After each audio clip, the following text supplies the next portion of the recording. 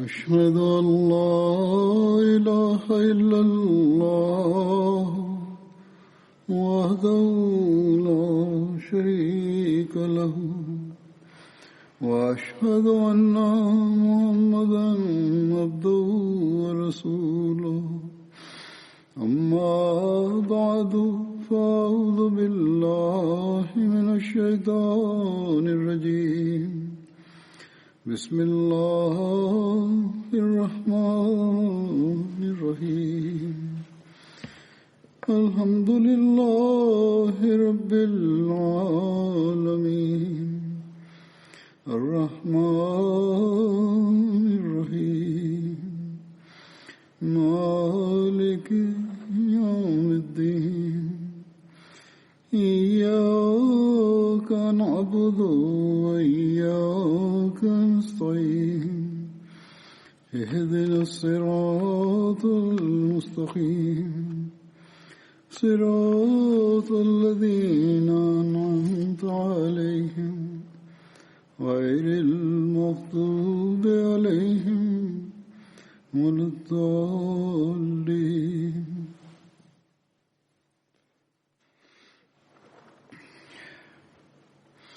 الذين ينفقون أموالهم بالليل والنهار سرا وعلانية فلهم أجرهم عند ربهم ولا خوف عليهم ولا هم يحزنون.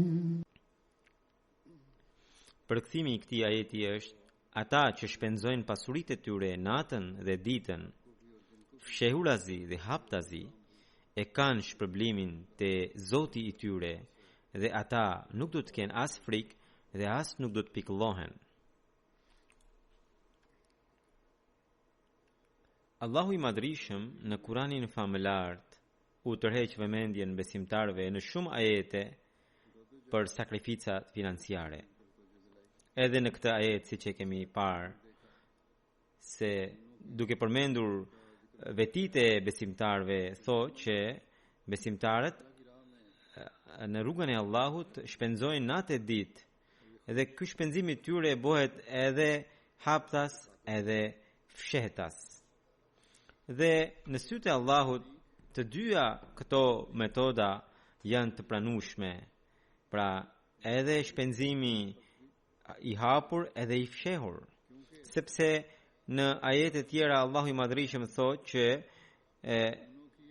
synimi i këtyre besimtarëve që shpenzojnë në rrugën e Allahut është vetëm pëlqimi i Allahut të Madhrishëm, siç thot ai: "Wa ma tunfiquna illa ibtigha'a wajhillah." Do me thënë, ata shpenzojnë vetëm e vetëm për të kërkuar vëmendjen e Allahut të Madhrishëm.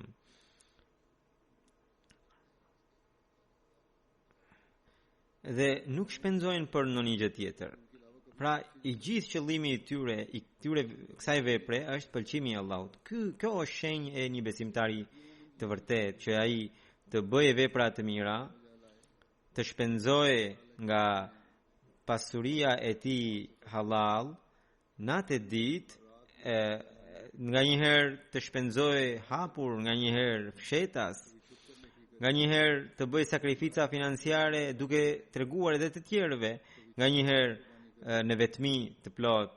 Këto sakrifica pranohen tek Allahut me kushtin që synimi i këtyre sakrificave të jetë vetëm e vetëm pëlqimi i Allahut të Madhrishëm. Në qoftë se këto sakrifica janë për sy faqe, atëherë ato nuk pranohen tek Allahu i Madhrishëm.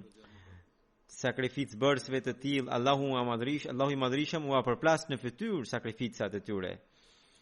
Prandaj, gjithmonë duhet ta kemi parasysh shpirtin e sakrificës financiare, e ky është pikërisht ai shpirt të cilin antarët e xhamatit Ahmedia me bekimin e Allahut e marrin parasysh edhe bëjnë sakrifica financiare. Në qoftë se ne nuk e kemi këtë shpirt, atëherë sakrificat tona janë të kota dhe nuk do të vlejnë për asgjë. Në qoftë se këto sakrifica po bëhen për qëllime që filani ka bërë kaq sakrificë, unë dua të bëj më shumë, ose filan xhamat ose filan lagje e antarëve të xhamatit po na parakalojnë neve e çfarë do të na thonë neve njerëzit, atëherë këto sakrifica nuk ja vlejnë. Patjetër që shpirti i konkurrencës është i vlefshëm, por ky shpirti i konkurrencës nuk duhet të jetë për sytë e njerëzve, por vetëm për sytë e Allahut.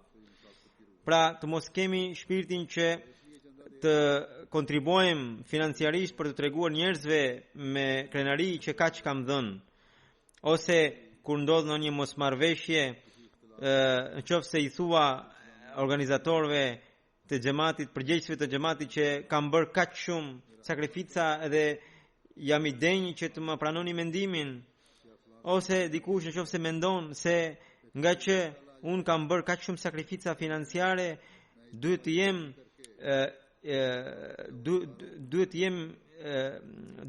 mendimi im edhe pozita ime duhet të jetë me pesh tek në sytë e kalifit të kohës edhe tek përgjegjësit. Atëherë të gjitha këto sakrifica ose sakrificat e një njeriu të tillë janë të kota, por madje janë në dëm të shpirtit të tij. Allahu i Madhrishëm thotë, të gjitha këto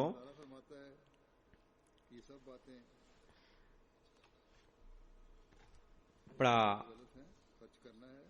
në qoftë se dëshironi të shpenzoni në rrugën time, Allahu thot, duhet të keni vetëm e vetëm një qëllim, që të fitoni pëlqimin tim. Po ata që synojnë pëlqimin e Allahut dhe e arrin atë, Allahu i Madhrishëm i nderon. Por ky nder i tyre i shton ata edhe më shumë në përulësi, edhe madje ata ndihen të turpruar kur të tjerët i lëvdojnë. Ata në qoftë se synojnë të bien në sy të kalifit të kohës, synojnë për vetëm një qëllim, që kalifi i kohës të lutet për ta. Natyrisht kur një njeri bën bejt ose bajat në dorën e dikujt, është e natyrshme që ai të synojë lutjet e atij. Në qoftë se ne besojmë që kalifati i xhamatit është i vërtet, atëherë një dëshirë e tillë është e lejuar, por qëllimi nuk duhet të jetë reklama, por të jetë që pëlqimi i Allahut në radhë parë, dhe së dyti që kalifi i kohës të lutet për mua në mënyrë që unë t'i afrohem Allahut edhe më shumë, të fitoj edhe më shumë pëlqimin e Allahut.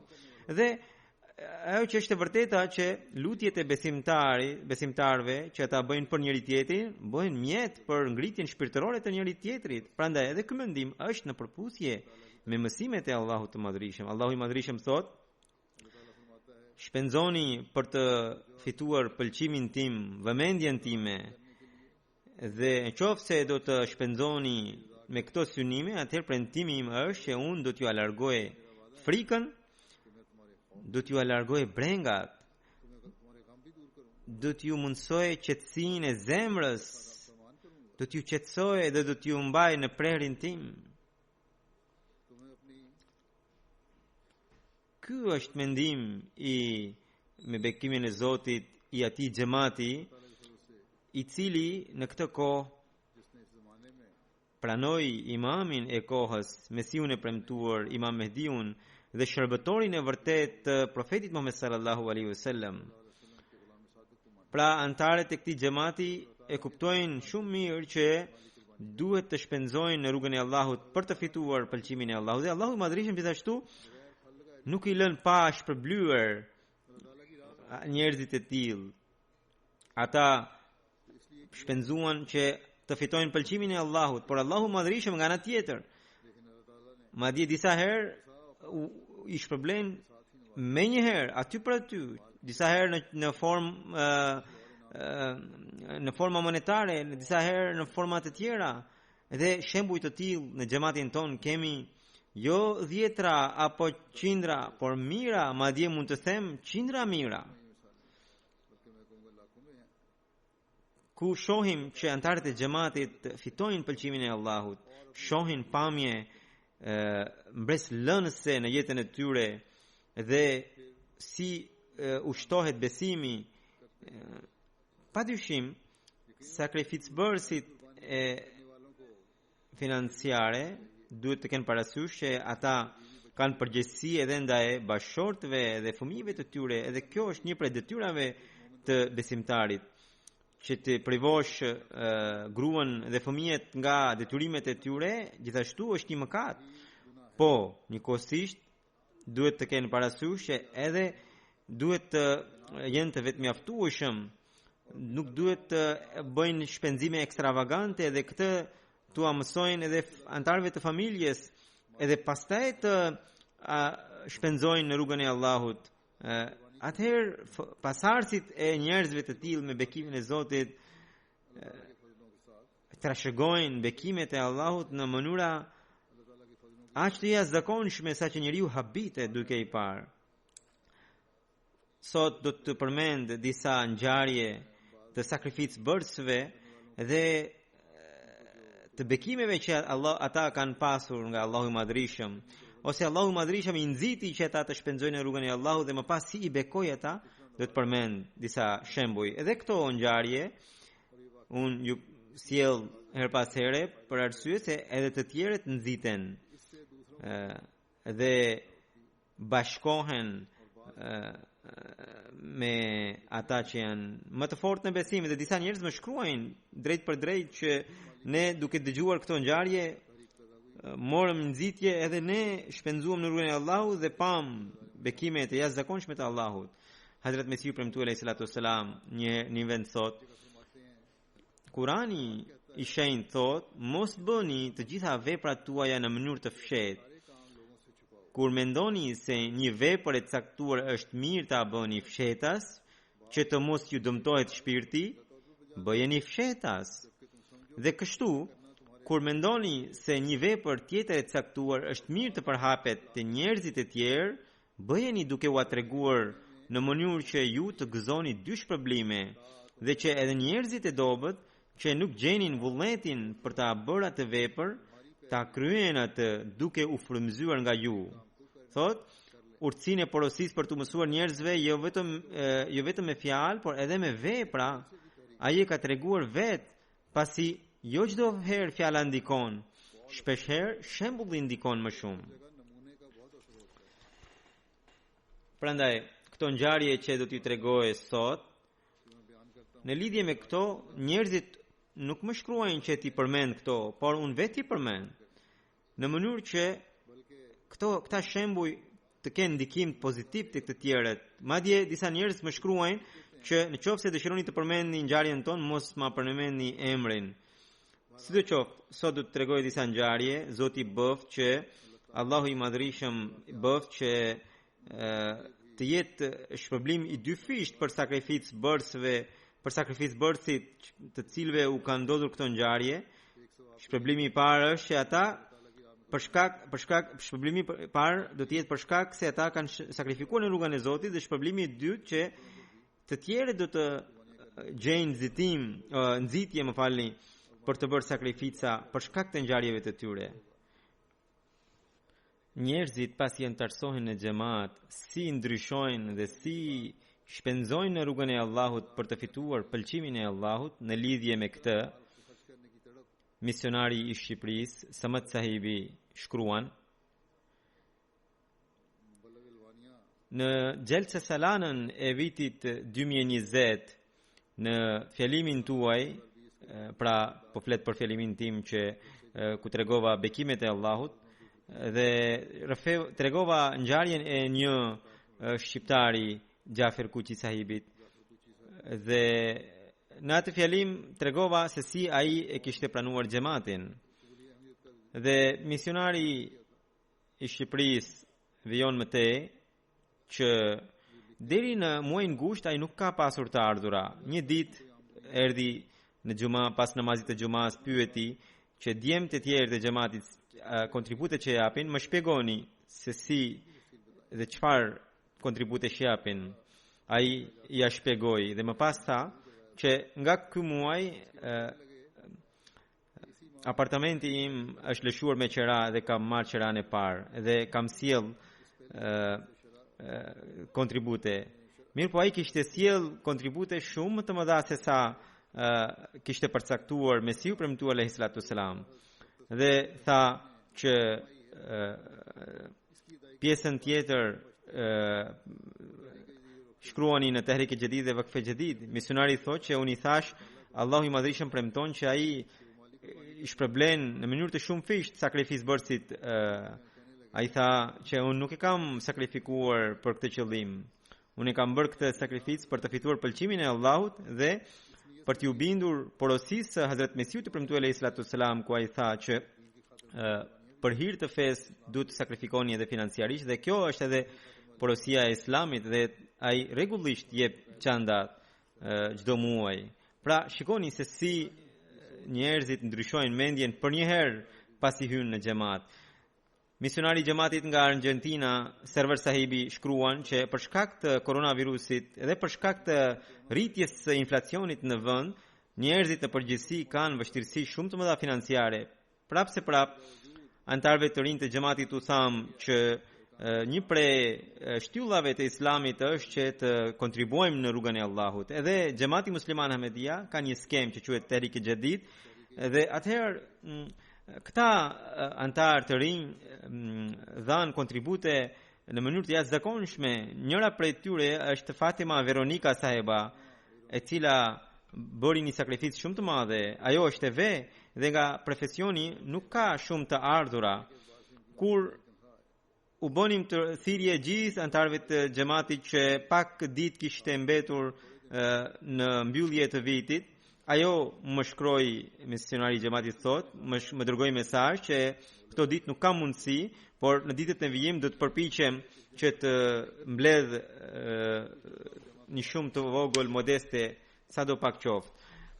Pas ca ditësh zonja në fjalë solli 5.000 peso argentinase, është një shumë dhe është jashtëzakonisht e madhe duke marrë parasysh të ardhurat e saj dhe duke marrë parasysh edhe gjendjen e vendit.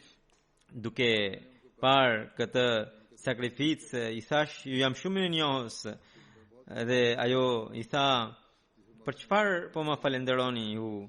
Unë Islamin e kam pranuar me shpirt dhe me zemër dhe porositë e Islamit ka njëra prej porosive është edhe duhet të kontribuojmë në rrugën e Allahut. Unë madje jam e turpëruar, thot ajo, që për shkak të angazhimeve të mia të punës nuk kontribuoj dot me kohë ashtu si një grua ahmediane duhet të kontribuojë.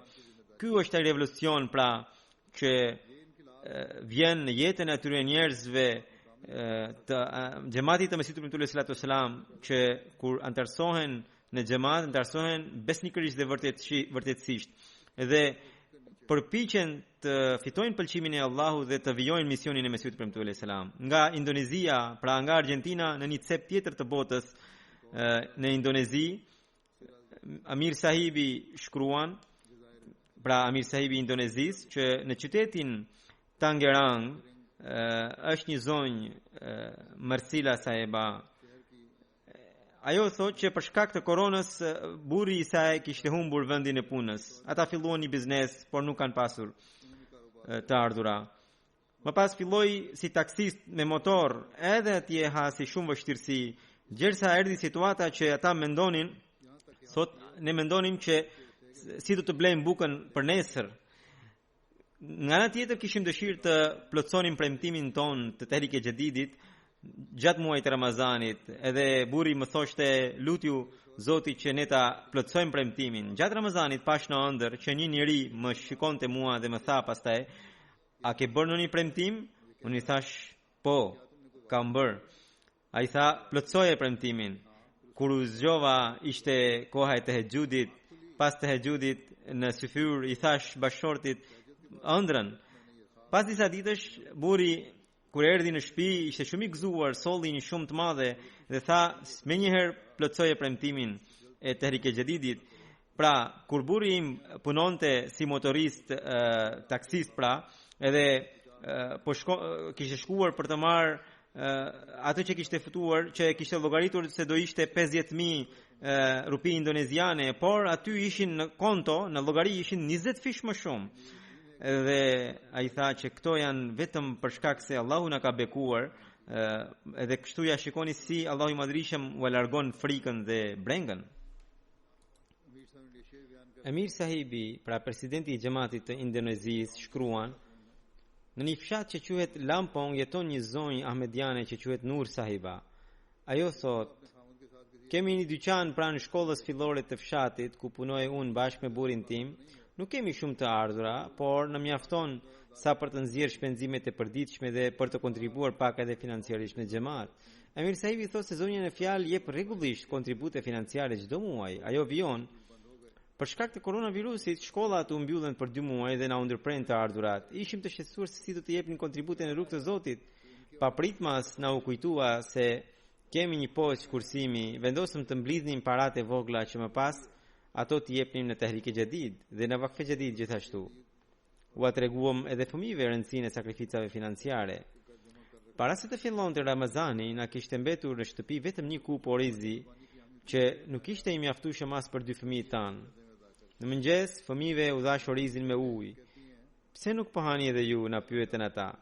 S'kishim në një përgjigje përveç buzëqeshjes. Erdhi vakti i drekës, fëmijët sërish ishin të uritur. Ushqimi që kishte mbetur mund t'i mjaftohej vetëm njërit prej tyre. Djali tjetër filloi të qante. Nuk kishim asnjë rrugë tjetër përveç lutjes. U lutëm shumë në namaz.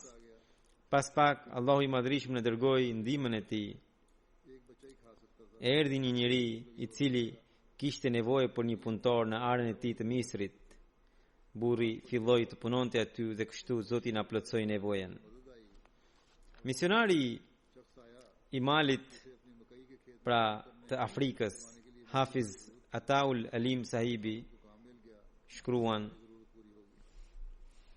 një ahmedian i moshuar 70 vjeç që quhet Yatara Tergore paguan çdo muaj rregullisht kontributet financiare. Ai ka bërë dhe testamentin, pra vasiatin, për të ardhur në xhamat dhe për të dhënë kontributet e tij udhëton 7 kilometra me biçikletë në një rrugë të paasfaltuar. Para pak ditësh, kryeplaku i fshatit ja zaptoi truallin dhe nga kjo i moshuari ishte shumë i shqetësuar. Ai më kishte shkruar edhe mua për lutje për këtë çështje. Misionar Sahibi vijon, gjatë kësaj periudhe ai shtoi kontributet e tij në Tehrik e Jadid, më shumë se çka jepte përpara. Zoti i Madhrishëm e bekoi në një mënyrë që i njëjti gjyqtar që më parë kishte lëshuar vendimin kundër tij, e ndryshoi vendimin duke ia kthyer tokën. Askush nuk shpresonte një gjë të tillë, pasi kryeplaku ishte njëri i fuqishëm dhe të gjithë e dinin se gjyqtari nuk do të vendoste kundër tij. Këtë ngjarje ai u tregoi gjithë antarëve të xhamatit në xhami pas namazit të së xhumas, duke emocionuar të gjithë të pranishmit. Shikoni se si Allahu i Madhrishëm u largoi frikën dhe u jep siguri sakrificbërësve. Emir Sahibi i xhamatit të Francës thot se një antar i xhamatit shkruan: këtë vit kisha 2 fishuar premtimin në Tehrik e Jadid duke e quar shumën në 1.000 euro. Por për shkak të lockdownit pata shumë pak të ardhura. Nuk kishte shpresë që të arrija ta plotësoja premtimin. Kisha marrë edhe një borxh që duhet ta shlyja. Në këtë situatë më duke krejtësisht e pamundur ta përmbushja premtimin që kisha bërë në Tehrik e Jadid. Zoti më bëri mirësi të madhe. Gjatë kësaj jave pronari im kaloi 1.000 euro bonus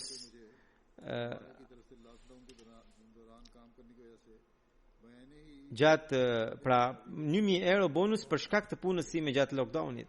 Pra fiks aq sa kisha premtuar në Tehrik e Jadid. E ndjeja se ishte vetëm bekimi i Zotit, sepse nuk shpresoja kurrë që pronari im të më jepte një bonus kaq të madh gjatë kësaj periudhe.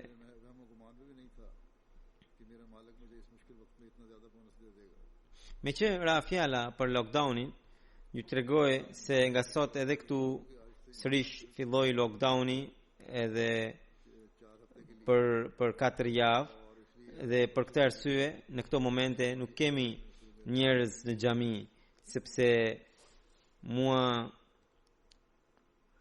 më lejohet të mbaj hutben duke pasur vetëm muezinin brenda xhamis.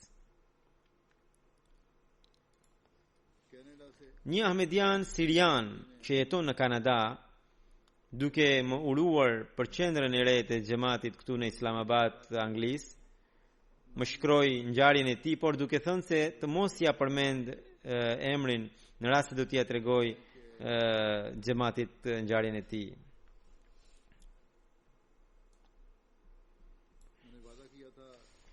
Ai thot, nga gëzimi për qendrën e re të xhamatit vendosa që në Tehrik-e Jadid të jap $5,000 kanadez. Në atë kohë kisha të ardhura $4,000 në muaj. Sa po kisha bler një vetur të re. Me gjithë këto të ardhura, kisha frikë se nuk do të arria ta plotësoja premtimin e $5,000, pasi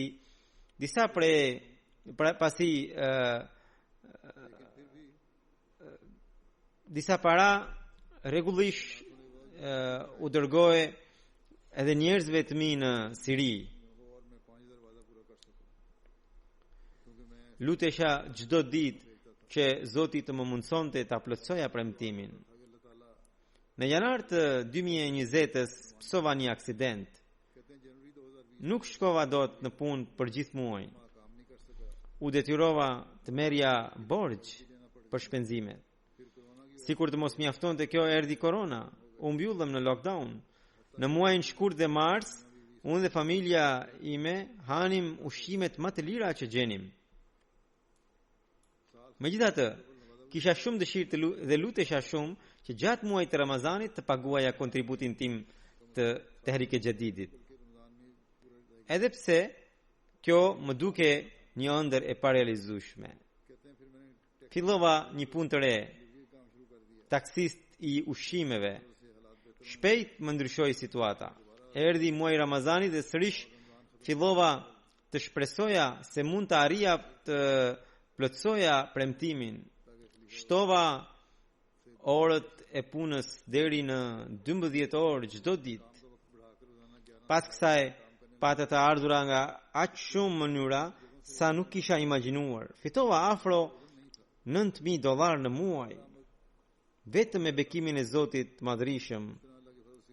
Pa mbaruar Ramazani akoma, arita ta plotësoja premtimin e Tehrik-e Jadidit.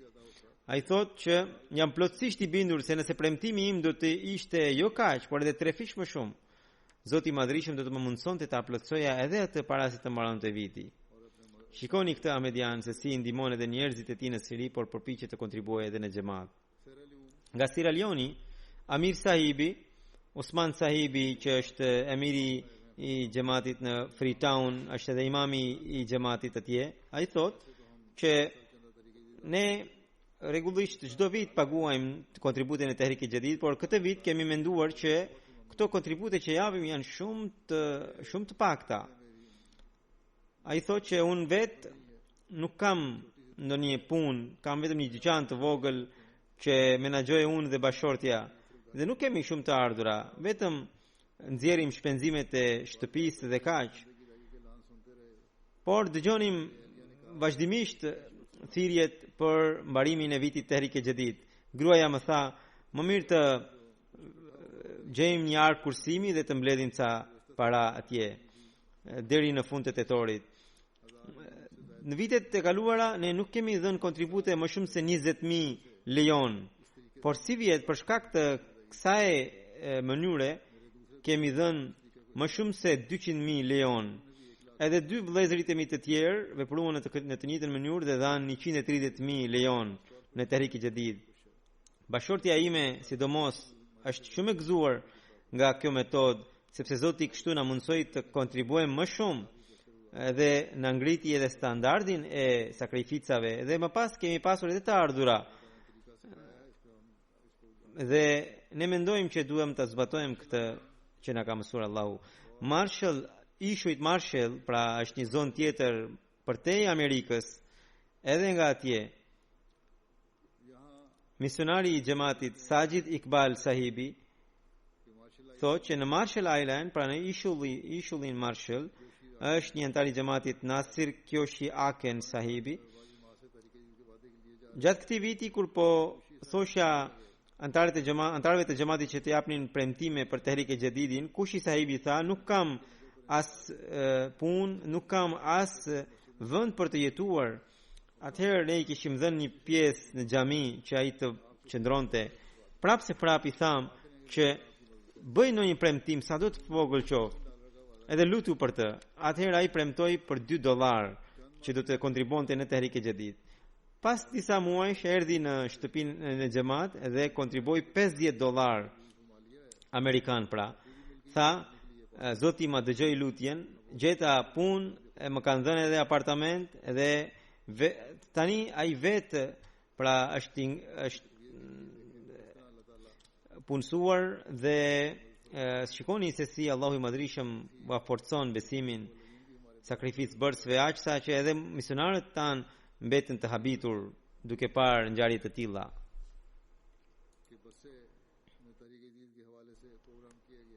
Emiri i xhamatit të Gambias shkruan që në bese ne bëm një program në lidhje me Tehrike Jadidin.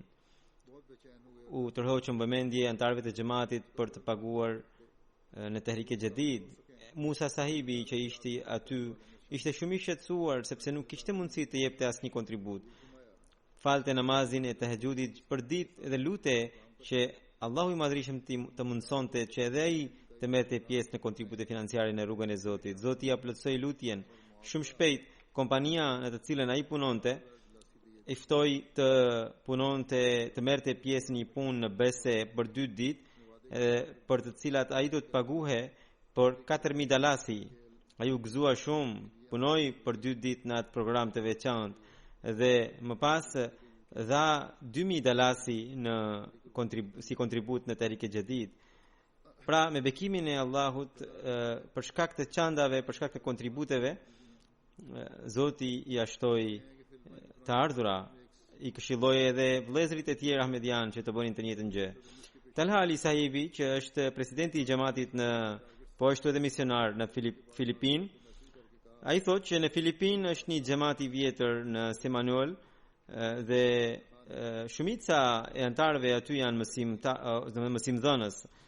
Dhe presidenti i xhamatit duke më dërguar mesazh tha që ata kishin plotësuar targetin edhe ai të lute për 3 ndër mësimdhënësit të cilët nga marsi nuk kanë marrë rrogën, prap kontribuan në Tehrike Jadid. Shikoni në vendet të largëta si njerëzit kontribuojnë. Pra misionari i xhamatit nga Kebabiri, Shamsuddin Sahibi shkruan, El Khalil është një vend në Palestinë ku kemi një xhamat të ri, shumica e antarëve janë të dobët ekonomikisht, por me bekimin e Zotit të Madhrishëm që të gjithë morën pjesë në arkën Tehrike Jadid.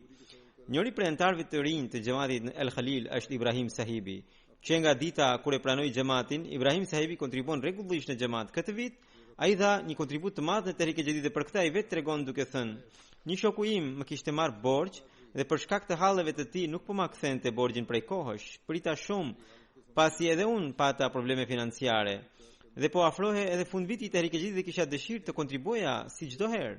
Kur takova Emir Sahibin, pas diskutimeve, kontribuova një shumë modeste në Tehrike Jadid, duke ditur se nuk kishte më shpresë se shoku im të ma kthente borxhin. Emir Sahibi e dinte situatën time dhe më tha: "Tani që ke bërë hapin në rrugë të Allahut, jam i bindur që ai do të të bekojë ty." Vetëm pas disa orësh, pasi u ndava nga Emir Sahibi, pra ai shoku im më erdhi dhe ma ktheu borxhin. Për një herë mu lehtësuan vështirësitë financiare që kisha.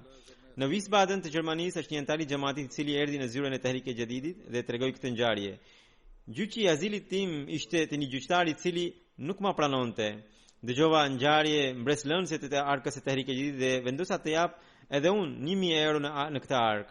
Zoti bëri që gjyqi im kaloi nga I gjyqtar te një gjyqtar tjetër dhe ky I fundit ma pranoi kërkesën e azilit.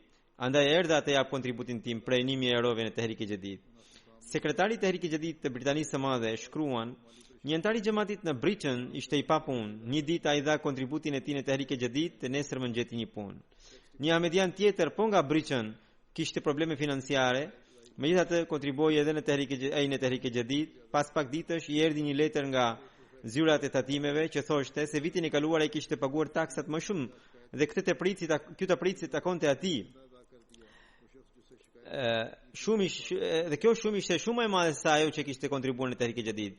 Një antar I xhamatit në Angli haste probleme te puna e tij, dikush ishte bërë ankesë të padrejtë kundër tij, ahmediani pagoi kontributin e tij në Tehrik e Jadid, ai që kishte bërë ankesë u shkarkua nga puna. Një ahmediani tjetër I ra vetura në një grop. Ai mendoi se po të dilte vetura pa dëmtime, do të jepte kontribute shtesë në Tehrik e Jadid. E nxorën veturën dhe ishte pa dëmtime. Si kontribut shtesë, ahmediani dha rrogën e një jave në Tehrik e Jadid. Një fëmijë kontribuoi në Tehrik e Jadid kursimet e tij të 6 muajve. Elhamdulillah, edhe fëmijët e xhamatit po ushqehen me frymën e sakrificës. Një tjetër ahmedian, djalë I ri, kishte ruajtur kursime për të shkuar diku për pushime. Vendosi që të gjitha ato para të jepte në Tehrik e Jadid dhe kështu veproi. Presidenti I xhamatit të Barking dhe Dagenham thotë: kisha vendosur që targetin e Tehrik e Jadid në zonën tonë do ta arrim patjetër, edhe sikur më duhet të jepja kontribute shtesë nga xhepi im. Përfundimisht targeti nuk u arrit dhe ai unë nga xhepi im dha kontribute shtesë. Pas pak ditësh më njoftuan nga puna se këtë vit do të merrja bonusin 70% më shumë se sa viti I kaluar, shumë e cila ishte shumë e madhe se sa kisha dhënë si kontribut shtesë në Tehrik e Jadid. Nga Kazakistani, Linar Abdurrahmanao thot që unë rregullisht paguaj kontributet e mia në Çanda Am, Gjalsa Salana, Tehrik e Jadid dhe Vakf e Jadid. Pra janë njerëz të popujve të ndryshëm. Edhe thot që pikërisht për shkak të bekimit të çandave të kontributeve, gruaja ime arriti të përfundonte mjekësinë dhe fëmijët fituan bursë. Tani gjendja financiare është përmirësuar. Tashmë kam 2 makina dhe po mendoj të ndërtoj shtëpinë time personale. Deri më tani jam në një apartament me qera, kisha edhe vështirësi financiare. Për shkak të kontributeve mendoj unë me bekimin e Zotit, Allahu I Madhërisëm na përmirësoi situatën. Nga Gini Besau, misionari I xhamatit Muhammad Hasan Sahibi thotë që një ahmedian, Muhammad Ibrahimi, shkruan që vitin e kaluar kur huzuri njoftoi për Tehrik e Jadidin, pra për vitin e ri të Tehrik e Jadid, që atëherë ai kishte shkruar premtimin e tij pasi e ndoqi hutben, edhe vendosi që çdo muaj do të jepte pak nga pak. Kështu vijoi derisa erdhi korona dhe atij I mbyllën të ardhurat. Ishte shumë I shqetësuar. Kur po mbylle viti I Tehrik e Jadidit, u shqetësua edhe më shumë. Po lutesha, thot, një ditë në mëngjes dikush më telefonoi dhe më tha: "A mund të ndërtosh bloqe betoni?" Unë më njëherë thash po. Kështu në shtëpi gjeta punë edhe Allahu I Madhërisëm më zgjidhi situatën. Pagova edhe kontributin edhe mu lehtësuan edhe vështirësitë financiare për shkak të bekimit, ai thotë, përgjigjes pozitive ndaj thirrjes së kalifit të kohës. Nga Tanzania, Amir Sahibi thotë që në misionari I xhamatit nga Ranjbari shkruan, thotë, është një zonjë aty, Hamna Bibi Saheba, e cila është e moshuar dhe çdo vit, pavarësisht se është në vështirësi financiare, renditet ndër të parat në kontributet në Tehrik e Jadidit. Edhe si vjet, ajo do të paguante në muajin e Ramazanit, por për shkak të gjendjeve financiare nuk e arriti.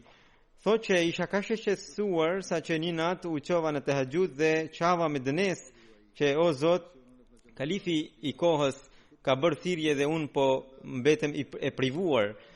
Të nesërmën në mëngjes, një I afërmi I saj e telefonoi që prej kohësh nuk ishte në kontakt me të, I cili I dërgoi një shumë si dhuratë dhe ajo pagoi edhe kontributet edhe ju vërsuan gjendjet financiare. Ajo vetë thot që për shkak të kontributeve Zoti më do shumë.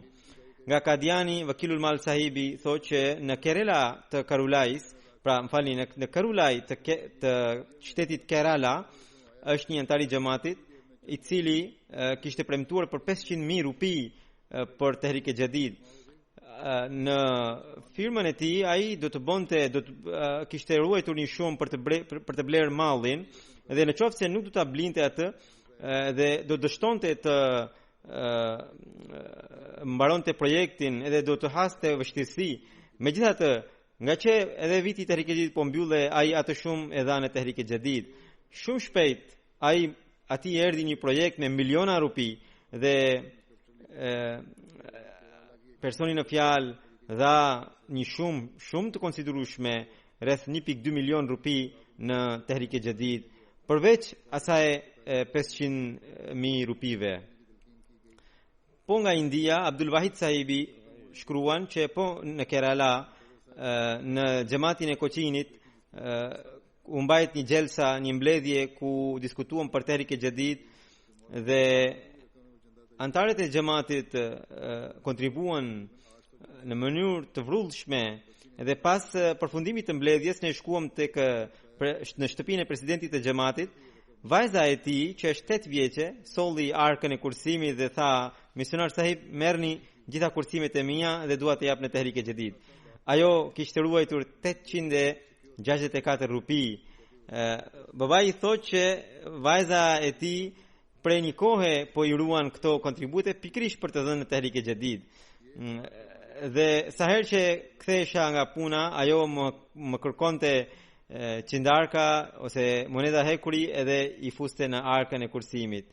Dhe kështu ajo prej muajsh i ruajti këto para për të dhënë në Tehrik e Jadid. Kjo është ajo frymë që Allahu i Madhrishëm po i jep edhe fëmijëve ahmedian në këtë kohë. Se si njerëzit interesohen për të paguar kontribute pasi bën bejtin, në lidhje me këtë, Samet Sahibi nga Shqipëria shkruan: Dalip Gjergji Sahibi është një shqiptar ahmedian që jeton në një fshat. Si pensionist ka shumë pak të ardhura, megjithatë çdo muaj interesohet për të dhënë kontribute në xhamat.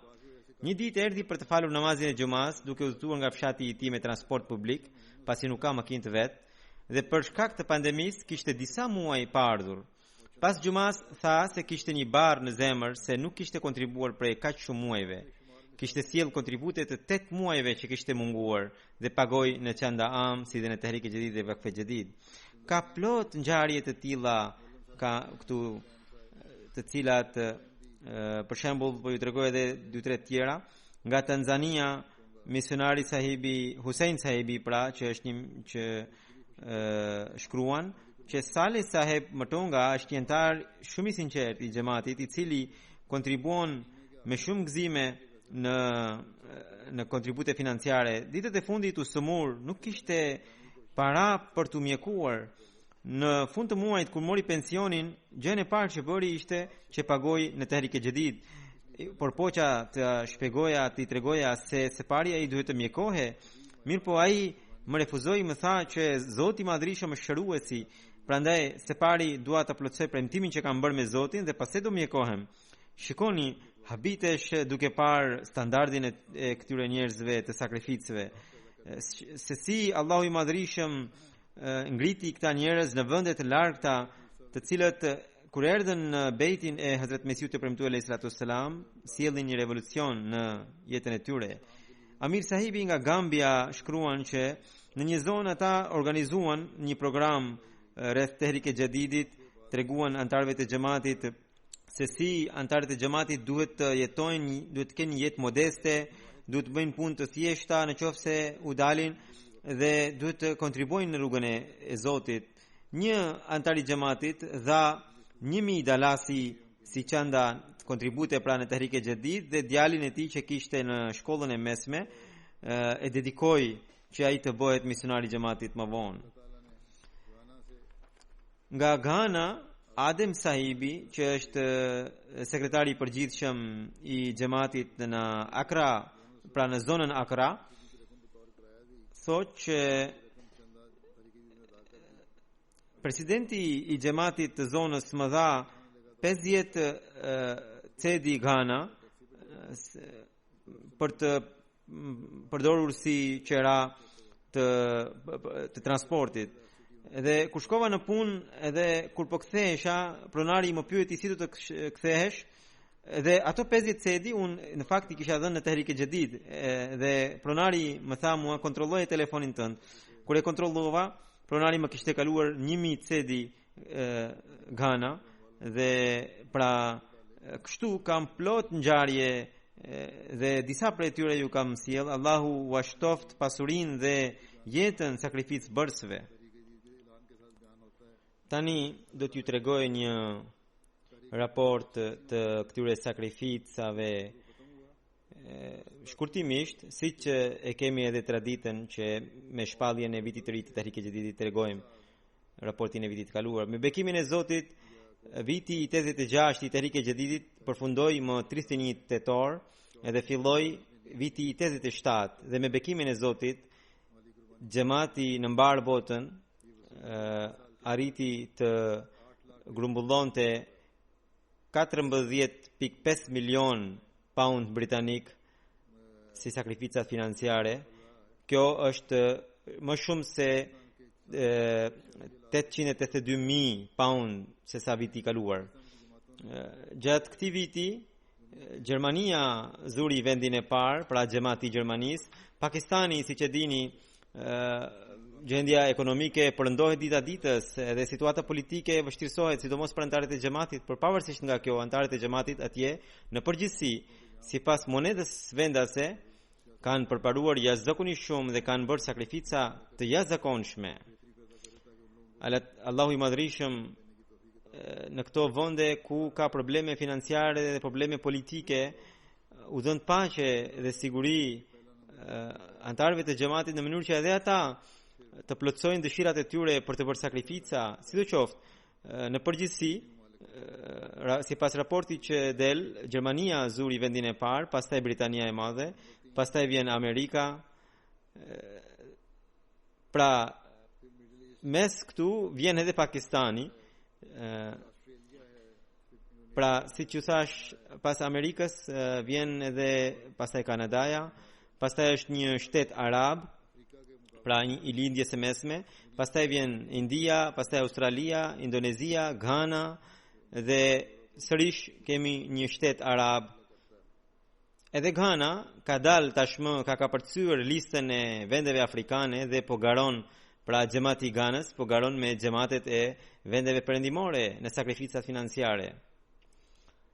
Po kështu, sipas kontributit individual, pra sipas shumës individuale, sakrificës individuale,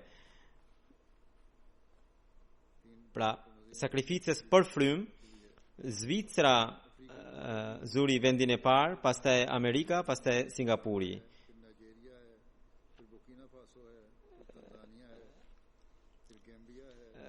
Në vendet afrikane, pra në shtetet afrikane, shtetet e para janë Ghana, pastaj Nigeria, Burkina Faso, Tanzania, Gambia dhe pastaj Sierra Leone. Sierra Leone është një xhamat I vjetër dhe unë dua t'i them Amir Sahibit dhe përgjegjësve të tjerë që ata duhet përpiqen më shumë. Në qoftë se do të ndërgjegjësojnë siç duhet anëtarët e xhamatit, ata kanë dëshirë të sakrifikojnë dhe Sierra Leone mund të përparojë edhe më shumë. Pastaj vjen Benini dhe Benini me bekimin e Zotit bëri përpjekje shumë të mëdha. Edhe Niger edhe Benini kanë rritur kontributin për frym. Benini 6% më shumë dhe Nigeri 8% më shumë. Për sa I përket dhe kjo rritje pavarësisht nga vështirësitë e situatës siç e dini të gjithë dhe pjesëmarrësit ishin më pak për shkak të kësaj situate.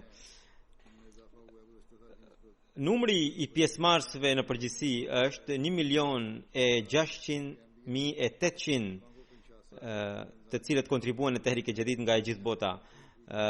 Vendet e para, shtetet e para nga Afrika nga janë Burkina Faso, pra së pari është Ghana, pastaj Burkina Faso, Mali, Senegali, Gambia, Kongo Kinshasa, Tanzania, Liberia, Kenya, Central Africa, Sao Tome, Kongo, Brazil dhe Zimbabwe. Pastaj xhamate tjera Bangladeshi, Gjermania, Kanadaja, India, Australia, Britania e Madhe e të tjerë.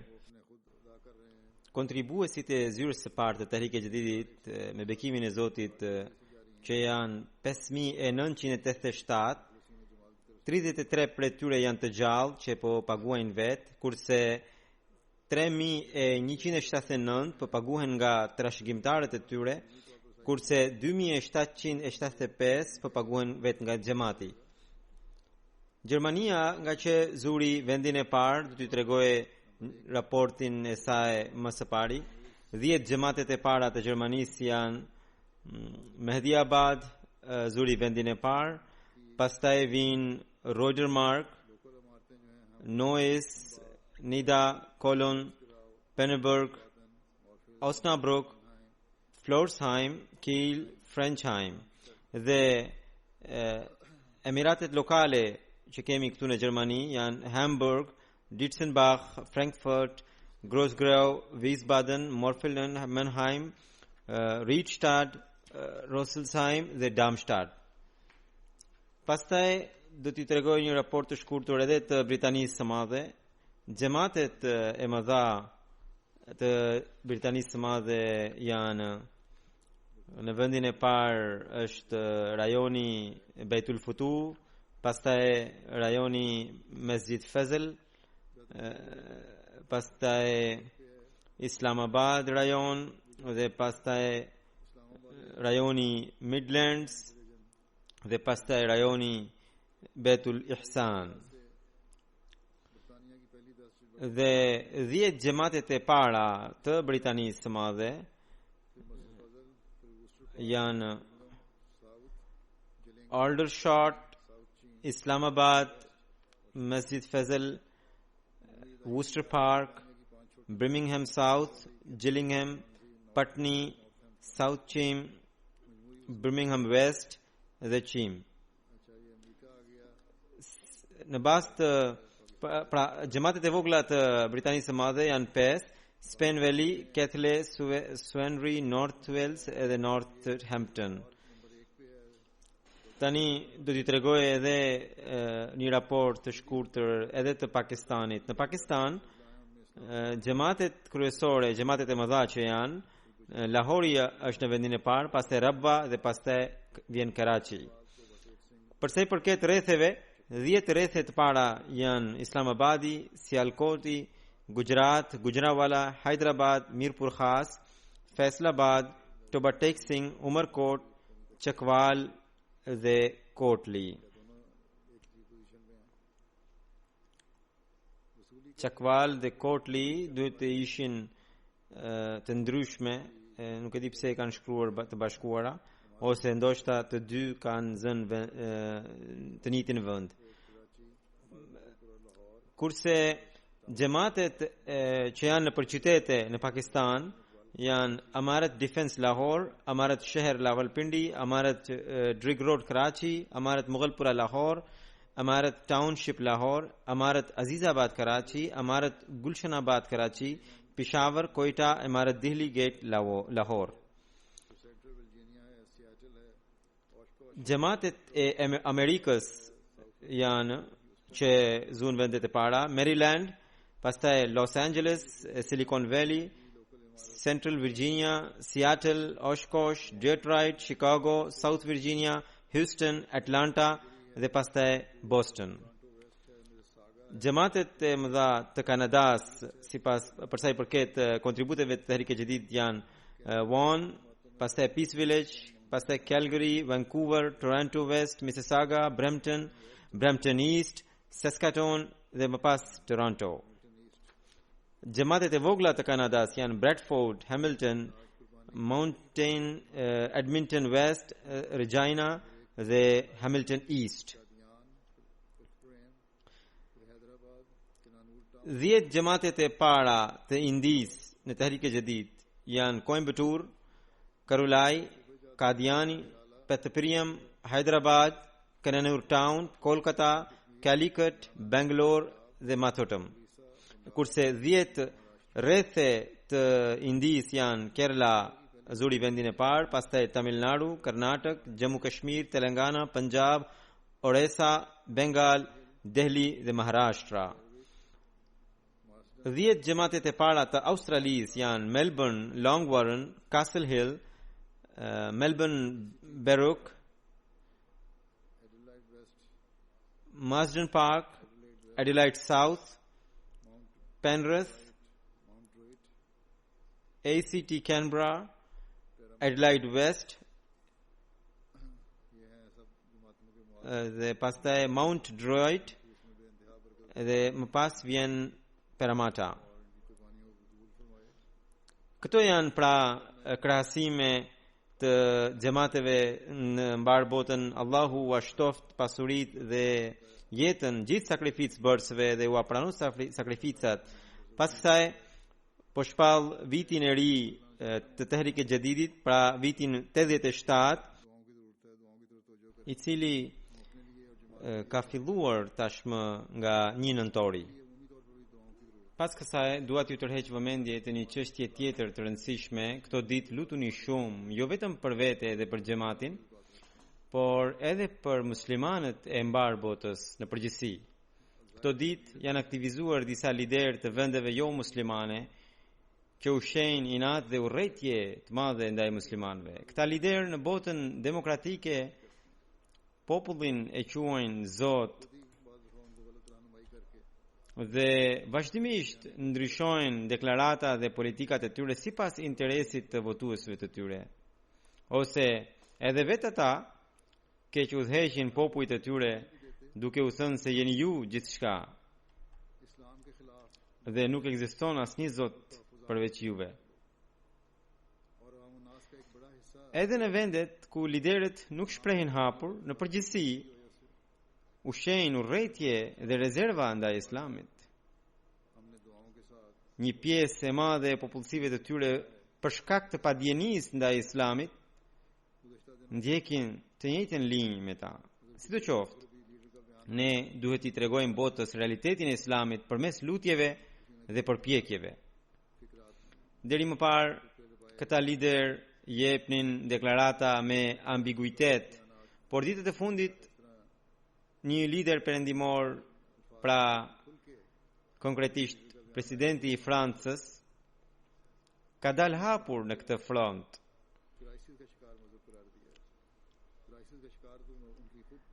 Ai tha se Islami është një fe në krizë. Realisht, vetë feja e tij është në krizë, nëse ka ndonjë. Në rast parë, ata nuk ndjekin vetë fenë e tyre. Krishterimin e kanë lënë në harres. Prandaj, në krizë janë vetë ata, kurse Islami me bekimin e Allahut të Madhërisht është një fe e gjallë, përparimtare dhe që përparon. Allahu i Madhërisht ka marrë përsipër mbrojtjen e Islamit në çdo epokë, siç ai ka dërguar në këtë kohë Hazrat Mesihun e premtuar alayhis salam. Dhe përmes tij mesazhi i Islamit po përhapet në çdo cep të botës. Në të vërtetë, këta njerëz ose këto forca kundra islame bëjnë veprime të tilla dhe japin deklarata të tilla për arsye se ata e dinë se muslimanët nuk janë të bashkuar. Më duhet të lavdëroj kryeministrin kanadez, i cili reagoi qartë kundër deklaratës së presidentit francez. Ai tha se nuk na lejohet të tallemi me ndjenjat e njëri tjetrit dhe se duhet të kemi kujdes kur vjen fjala për liderët fetar të botës, sikur edhe liderët e tjerë të kishin të njëjtin mendim si ky i presidentit kanadez, ose të paktën të thelloheshin në mendimin e tij për hir të vendosjes së paqes dhe qetësisë në botë.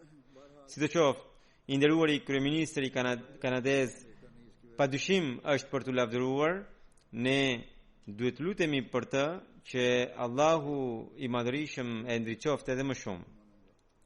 Pra është e qartë që muslimanët nuk janë të bashkuar dhe për këtë arsye po ndodh e gjithë kjo.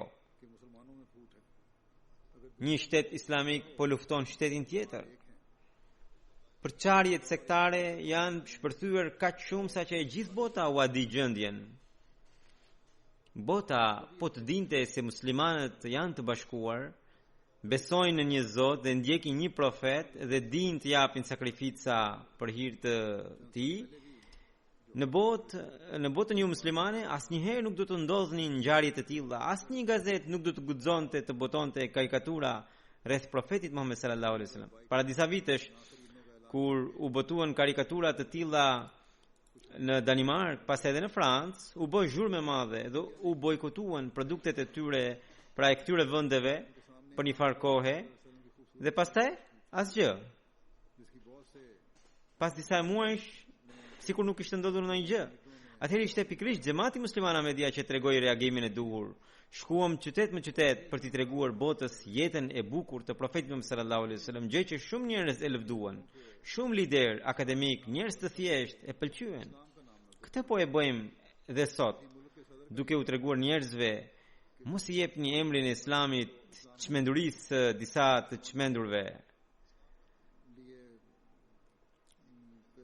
Nuk i ka hije liderit të një kombi që veprimin e gabuar të një individi ta lidh me mësimet e Islamit dhe ta quajë si kriz të Islamit.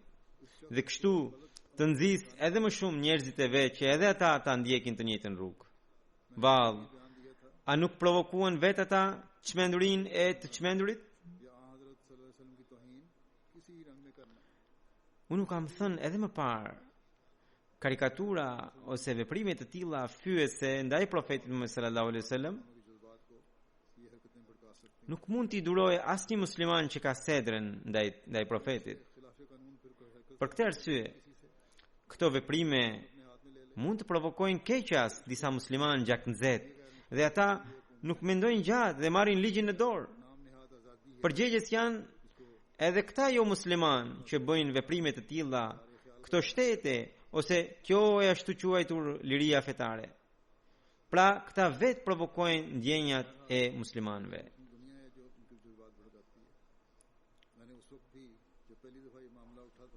Kur u botuan karikaturat edhe më parë, unë edhe atëherë mbajta një seri hutbesh duke treguar se cili duhet jetë reagimi i denjë nga ana jonë dhe siç ju thash, pati një ndikim pozitiv të njerëzit dhe të njëjtën gjë jemi duke bërë edhe sot të gjithë ditën.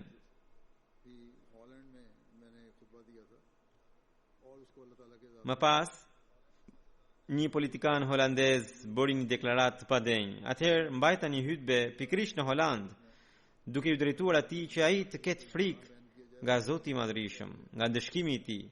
Si reagim, ai kërkoi shtetit holandez të vepronte kundër meje, pasi me demeke pas kam kërcënuar për vdekje, dhe kërkoi që shteti të më shpalte non grata.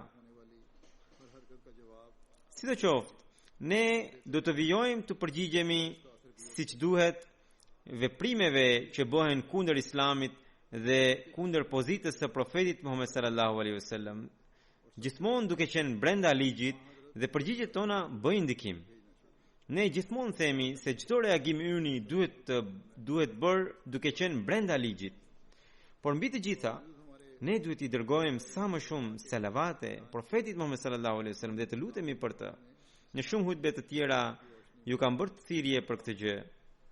Pavarësisht se hoxhallarët jo ahmedian shprehin mllef e urrëtie kundër nesh, ne vijojmë të punojmë intensivisht në mbrojtje të Islamit dhe të përhapim mësimet e vërteta të Islamit, inshallah taala. Këto vrasje ndodhin për shkak se ata, pra vrasit, duan ta shuajnë vrrullin e tyre të përkohshëm që kanë nga dritshkurtësia, por muslimanët duhet të dinë që kjo nuk është një zgjidhje. Zgjidhja është që e gjithë bota muslimane të bashkohet. Këtë herë, presidenti turk ishte ai që i dha përgjigje presidentit francez, dhanë përgjigje edhe lideret e një apo dy vendeve të tjera, por këto nuk sjellin ndikim aq të madh që mund të sillte kur reagimi do të ishte i njëjtë nga të gjithë muslimanët. Ndonëse thuhet se për shkak të reagimit të presidentit turk, Presidenti francez ndryshoi qendrimin ose zbuti atë duke thënë se nuk e kishte fjalën këtë por atë e tjetëra. Megjithatë, ai nuk u tërhoq nga qendrimi i tij duke thënë çdo gjë që po bëjmë është e drejtë. Nëse 55 shtete muslimane do të kishin një zë të përbashkët, ai nuk do të drejtonte fjalën, do të detyrohej të kërkonte falje dhe të hiqte dorë nga ky qendrim. Sidoqoftë, tu shkurtimisht dua t'ju them se lutuni shumë për vendet muslimane që të paktën përballë të huajve të bashkohen. Nëse ndodh kjo, atëherë do të shohin se çfarë ndikimi mund të bëjnë. Ne po bëjmë detyrën tonë dhe do të vijojmë ta bëjmë inshallah taala, sepse kjo është detyra e ndjekësve të Mesiut të Muhamedit, të përhapin mësimet e bukura të Islamit në botë, t'i tregojnë pra andaj tregojini botës fytyrën e bukur të profetit sallallahu alaihi wasallam dhe mos pushoni derisa të fusni të gjithë botën nën flamurin e profetit Muhammed sallallahu alaihi wasallam. Tregojini botës se mbijetesa juaj qëndron në njohjen e Zotit të vetëm dhe në ndaljen e padrejtësive. Disa ditë më parë u kam shkruar letra disa kryetarëve të shteteve përsëri, disa muaj më parë gjatë Covidit pra, i shkrova edhe presidentit të Francës, në të cilën i tërhoqa vëmendjen me fjalët e Hazrat Mesiut të premtuar sallallahu alaihi wasallam se këto fatkeqësi vinë në formë dëshkimesh nga Zoti i Madhërisëm për shkak të padrejtësive. Prandaj duhet i kushtoni vëmendje dhe jepini fund shtypjes padrejtësisë dhe bëni deklarata të bazuara mbi të vërtetën. Ne e kemi kryer detyrën tonë dhe do ta vazhdojmë ta kryejmë. Çdo kush pastaj është i lirë ta kuptojë apo jo mesazhin. Por ne nuk duhet ta harrojmë kursesi umetin musliman në lutjet tona. Allahu i mundsoft muslimanët ta njohin shërbëtorin e vërtet të profetit Muhammed sallallahu alaihi wasallam.